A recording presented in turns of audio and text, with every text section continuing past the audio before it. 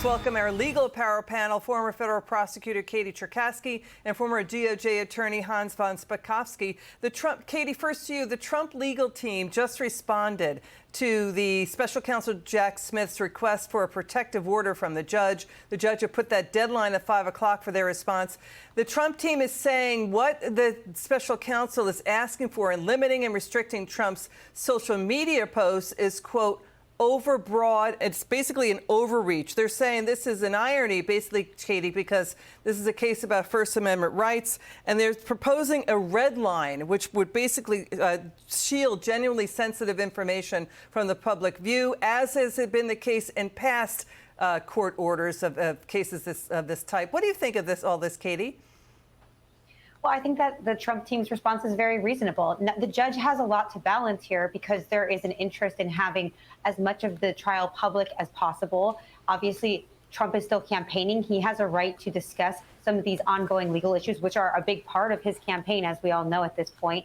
And certainly, I think that the reaction of the DOJ was a little bit hyperbolic in terms of what this alleged threat might actually be. It was very vague, needless to say. So I think that that's a very reasonable request. I would anticipate the judge would agree with that. What do you think, Hans? Oh, no, I agree with that assessment.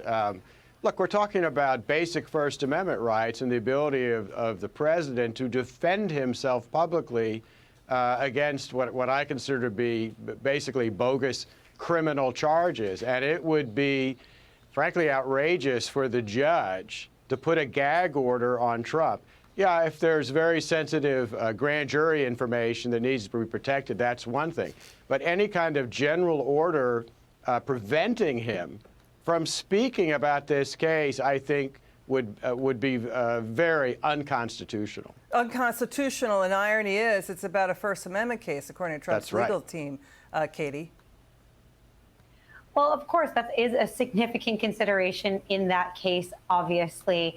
And then in terms of just being able to actually defend himself, that is a significant part of this as well. So a lot of this information, court trials are supposed to be made public. I think that the first trial of a former sitting president is something that the country needs to see how it's run. There needs to be transparency in that process to the greatest extent possible. Yeah, so just to recap the breaking news coming in top of the hour, the Trump legal team responding to special counsel Jack Smith, saying that Jack Smith's demand for a protective order restricting former President Trump's future social media posts about the third indictment is, quote, an overbroad, meaning an overreach.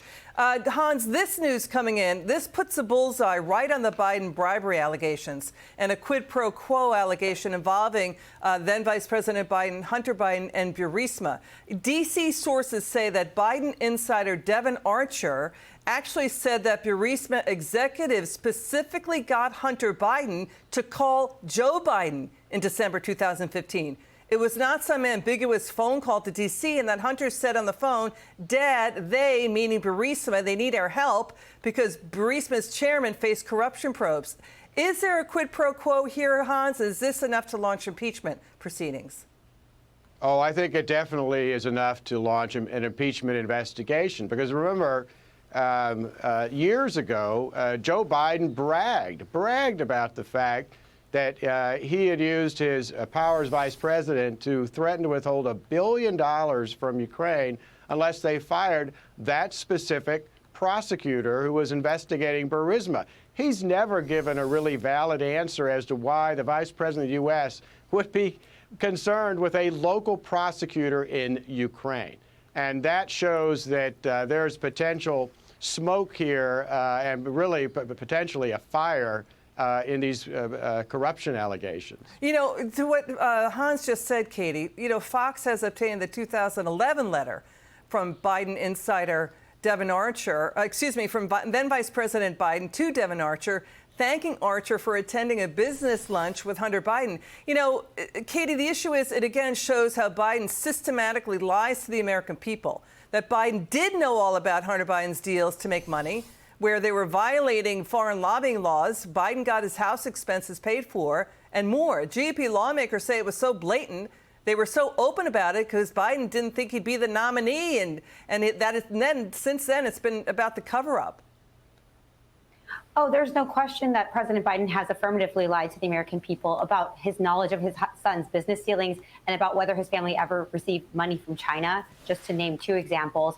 And so this whole case is so unfortunate because it reeks of an investigation that has just not been completed. And that's because the DOJ, which is the primary agency that should have looked into this, has not done their job. There has not been a special counsel appointed.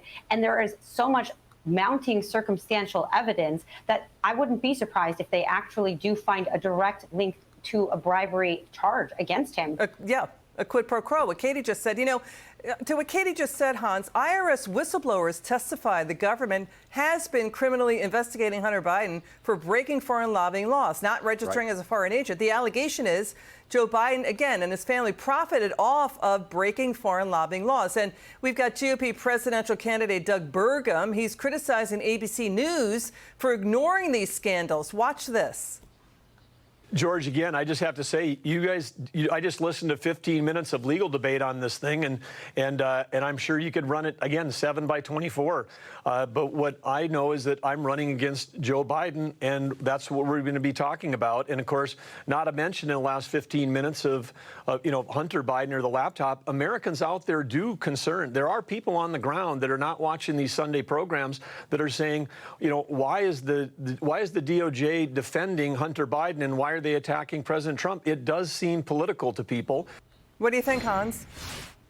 Oh, I agree with that. And look, the fact that we now have evidence that a Burisma executive asked Hunter Biden to call and get on the phone with Joe Biden, that directly implicates the FARA law. That's the kind of lobbying of an executive branch official that you have to be registered for. There is simply no possible reasonable explanation for why they haven't yet charged him under that statute. Yeah, so we'll stay on the story. We'll have you back on, Katie Cherkasky, Hans von Spakovsky. Thanks for joining us this Monday night with your expertise. It's good to have you on. Thanks.